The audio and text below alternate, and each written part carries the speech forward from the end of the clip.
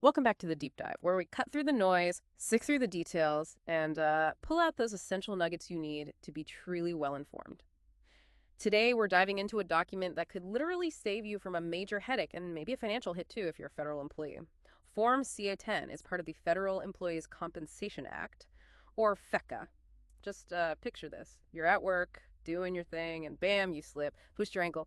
Or maybe it's slower, like a nagging pain you realize is from, doing the same task over and over. Your mind starts racing. What do I do now? Who's going to pay for this? Is my job okay?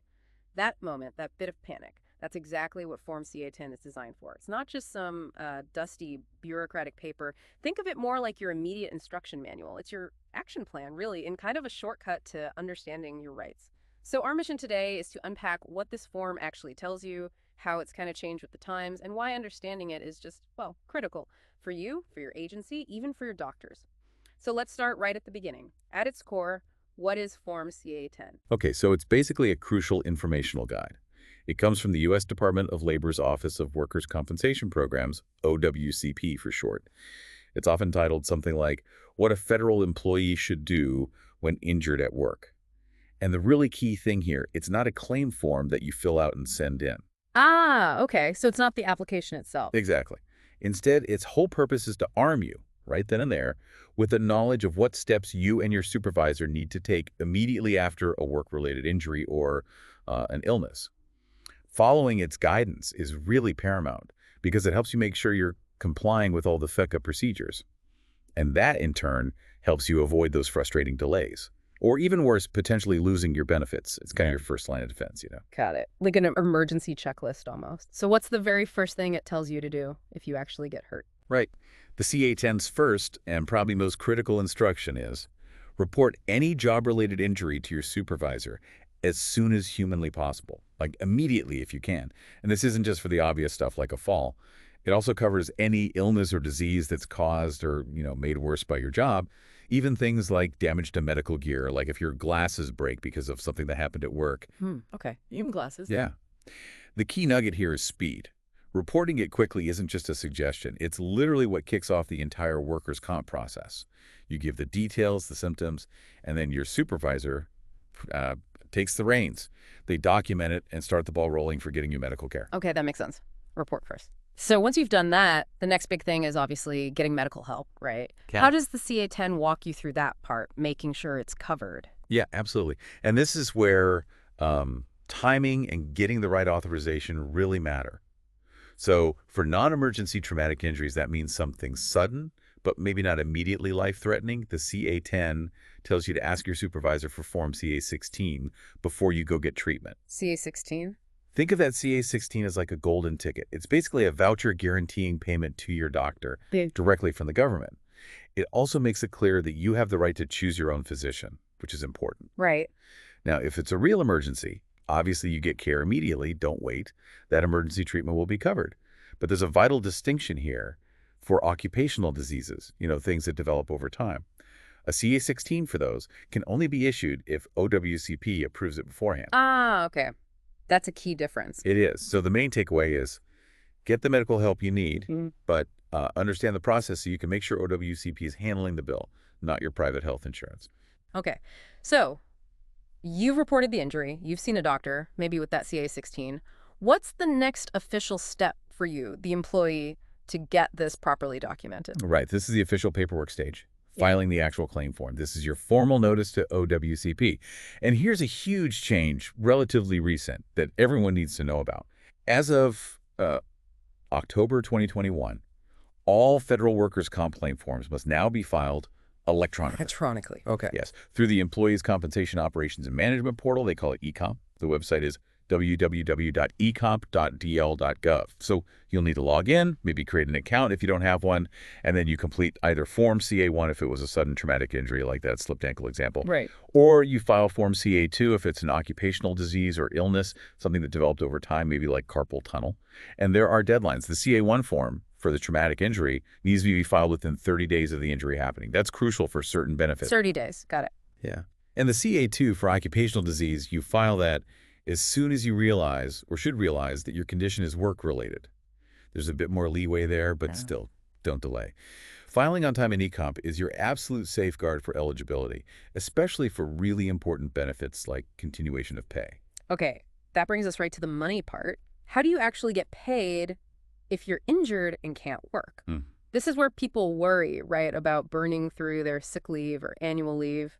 What does the CA-10 say about compensation? Exactly. This section is all about your options for pay when you're out. So for those traumatic injuries, you might be eligible for something called continuation of pay, or COP. COP, okay. Think of COP as like a special injury pay.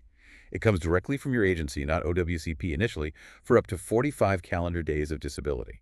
And this is huge because it means you stay on the agency payroll, getting your regular salary without having to use your own personal leave. Wow, okay. 45 days is significant. It really is. But to qualify for COP, you must report that injury on a CA-1 form within that 30-day window we just talked about. Ah, the link. Okay. Yes. And you also have to provide supporting medical evidence, usually a doctor's note, or maybe Form CA-20. The attending physicians report to your agency within 10 workdays of claiming COP. Now, if your injury keeps you out longer than those 45 days, or if it was an occupational disease case to begin with, which isn't eligible for COP, then you file for wage loss compensation. That comes directly from OWCP, and you claim it using Form CA-7, also filed through ECOMP. Okay, so COP first if eligible, then potentially CA-7 for longer term. Precisely. The core nugget here is understand COP and its timelines. It can be a real lifesaver for protecting your leave banks, but miss that 30-day CA-1 filing for a traumatic injury. And you lose COP eligibility. Exactly. No COP. So timeliness is key. All right. And what about the medical bills themselves? Once you're getting treatment, who handles those? Does your doctor just send the bill to your regular health insurance? This is a super critical point the CA-10 clarifies, and getting it wrong can cause major headaches. The short answer is absolutely do not bill your private insurance for a federal work injury. Okay, emphatic Look, not. yes. Your medical providers, doctors, hospitals, physical therapists, whoever, they must be enrolled directly with OWCP's billing contractor to get paid for treating you for a work injury. They use specific government billing forms. There's one for doctor visits like the OWCP 1500, and another for hospital stays, the UB form. These bills go straight to OWCP's central billing address or get submitted online. So it's a whole separate system. Completely separate. Your job as the injured employee is to give your doctor your OWCP claim number once you have it, and make sure their billing office understands they need to bill OWCP directly. The CA-10 also points out how you can get reimbursed if you do end up paying for something out of pocket, like prescriptions initially or for travel to appointments. There are specific OWCP forms for that too, like the OWCP 915 for medical bills and the OWCP 957 for travel. Good to know there's a way to get that back. Definitely. The main goal here is to minimize your confusion and make sure you don't end up paying these costs yourself if your claim gets approved. Makes sense.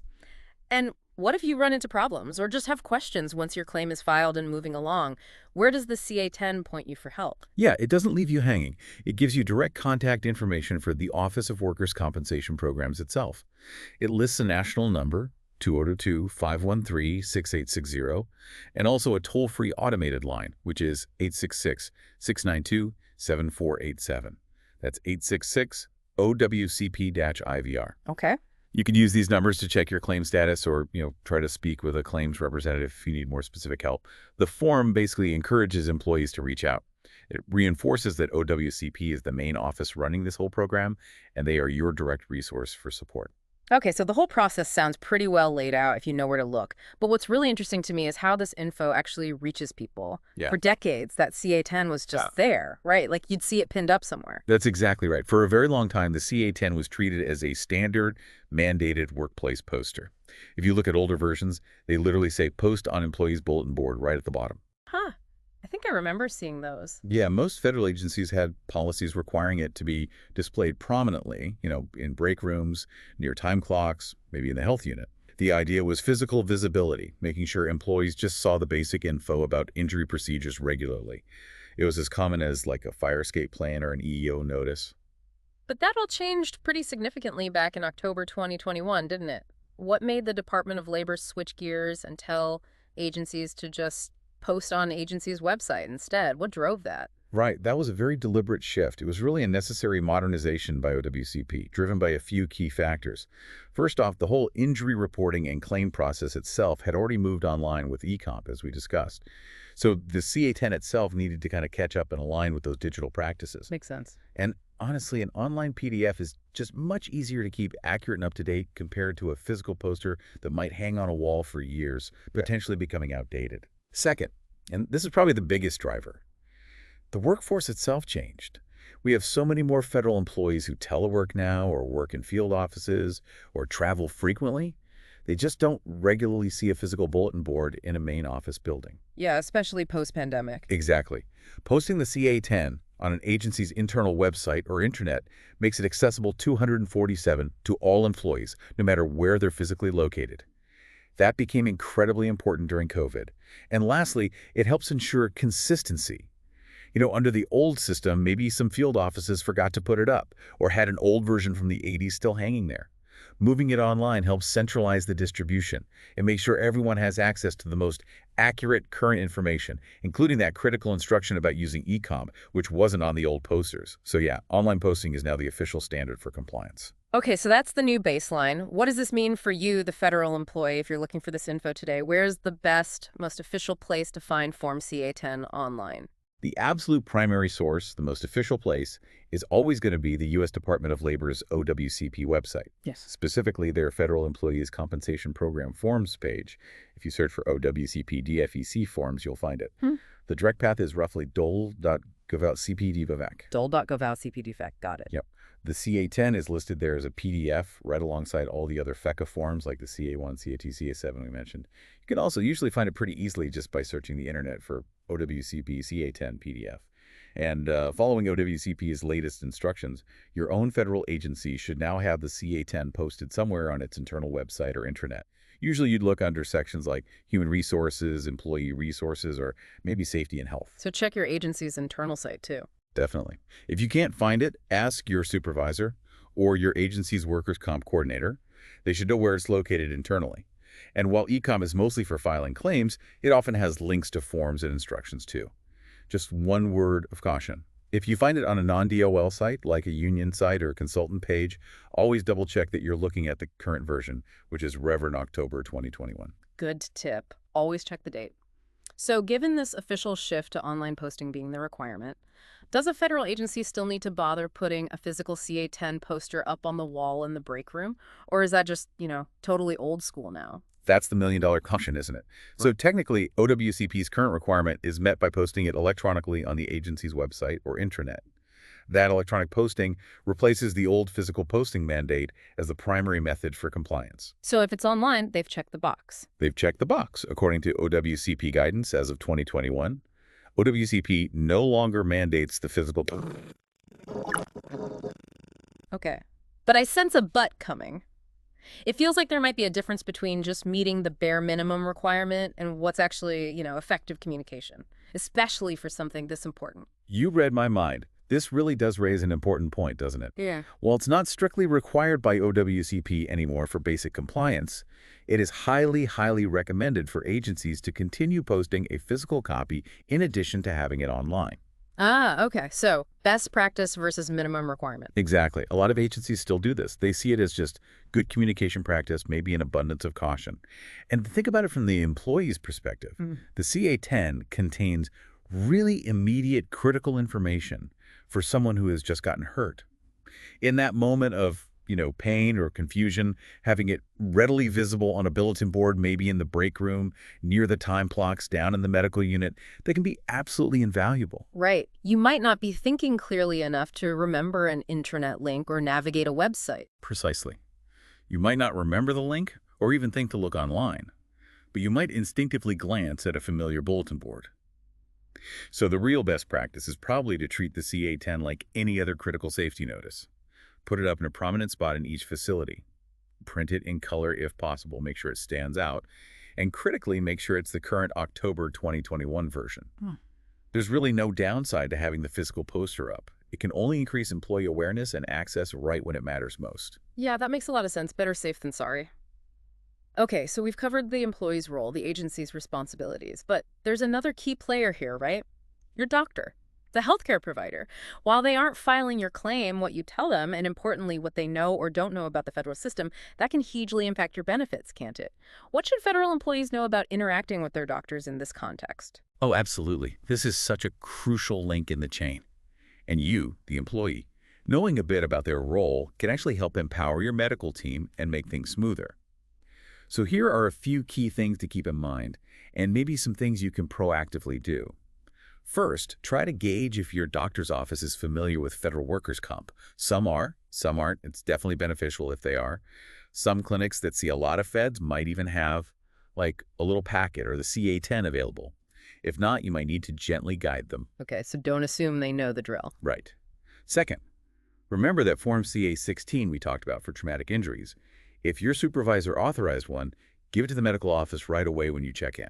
That's their signal. It's a federal work injury, and it guarantees payment for that initial visit.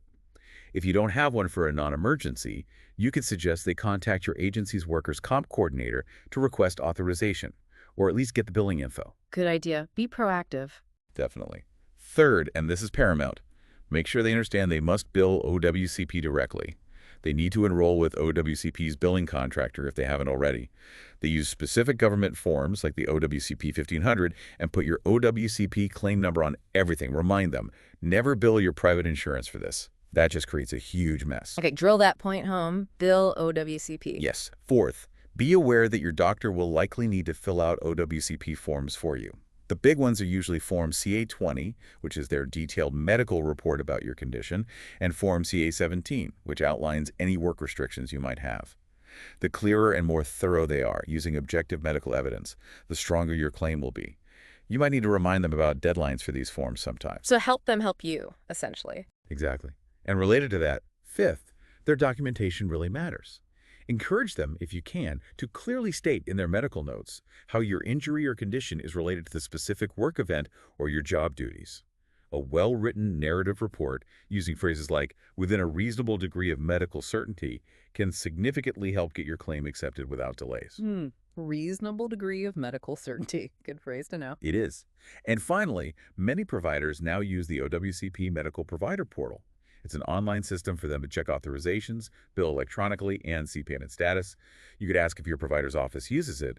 It tends to streamline things on their end. Okay, lots of good tips there for managing the medical side. So pulling this all together, Form CA-10 is clearly way more than just, another government form. It's really a comprehensive and importantly an evolving guide. It lays out a clear path for federal employees who are facing what can be a really stressful and challenging time dealing with a work-related injury. It's kind of a testament, isn't it, to how crucial information needs to adapt to our changing workplaces and how vital it is for you to know your rights and the process. Indeed, I think that's exactly right. Understanding this document, what's in it, and how to access it truly empowers federal employees to navigate the system and secure their benefits smoothly.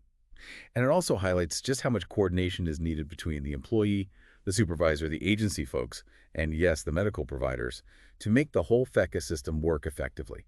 It's really about more than just paperwork. It's about getting you the support you need and deserve when you get hurt doing your job.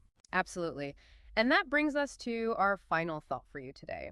In this world that's increasingly remote, increasingly digital, how do we make sure that crucial need-to-know information, like the CA-10, actually reaches everyone effectively? How do we strike that right balance between the convenience of, say, online access and the very immediate real-world needs of someone who's just been injured, maybe in pain, maybe not near a computer? This deep dive into the CA-10 shows how one vital piece of information has adapted over time, but that core challenge, the challenge of truly accessible, potentially life-saving knowledge, that remains something to think about. We really hope this deep dive into the CA-10 has given you some valuable insights and maybe a bit more confidence in understanding this critical aspect of federal